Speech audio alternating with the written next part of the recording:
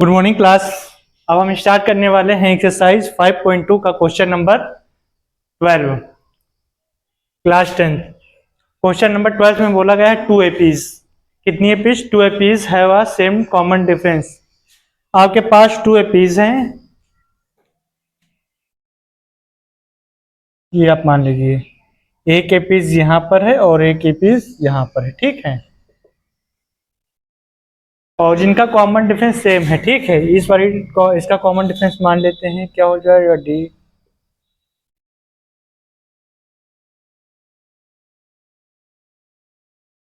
Common difference क्या है? D है। तो इसका भी कॉमन डिफरेंस डी हो जाएगा क्योंकि कॉमन डिफरेंस सेम बोला गया है। तो ये हो जाएगा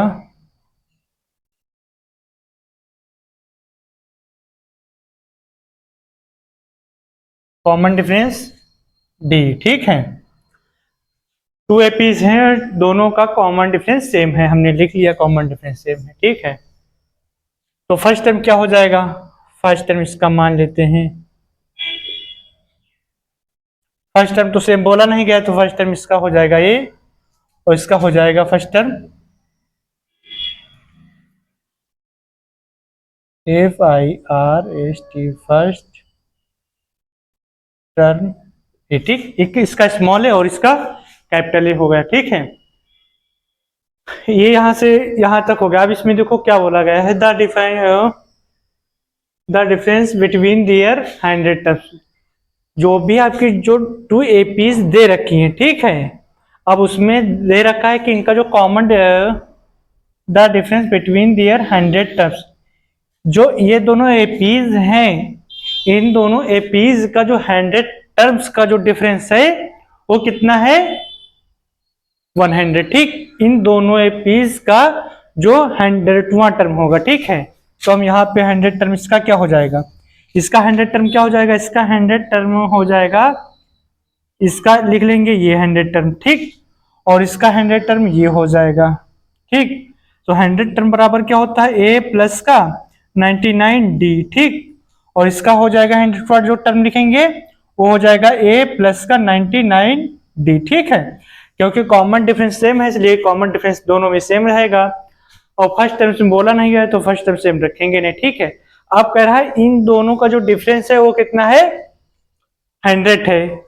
तो यहां से लिखोगे अकॉर्डिंग टू क्वेश्चन, क्या लिखोगे? अकॉर्डिंग टू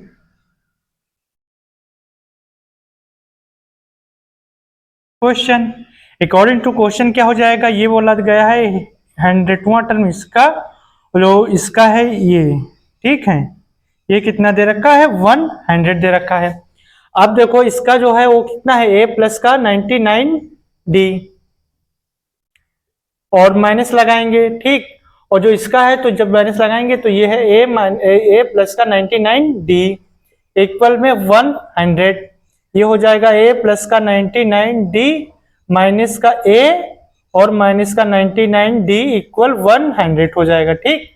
90 डी से 99 डी से 99 डी कैंसिल हो जाएगा। यहाँ पर बचेगा ए माइनस ए इक्वल कितना हो जाएगा? 100।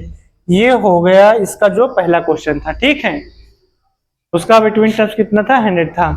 What is the difference between their 1000 terms. अब देखो जैसे इसमें 99 टर्म्स 100 टर्म्स दे रखा है, वैसे वो उसमें पूछ रहा है इसका जो डिफरेंस होगा 100 टर्म्स का जो डिफरेंस होगा वो क्या होगा, ठीक है। चलिए देखते हैं, इसके बाद इधर सॉल्व करेंगे, ठीक है।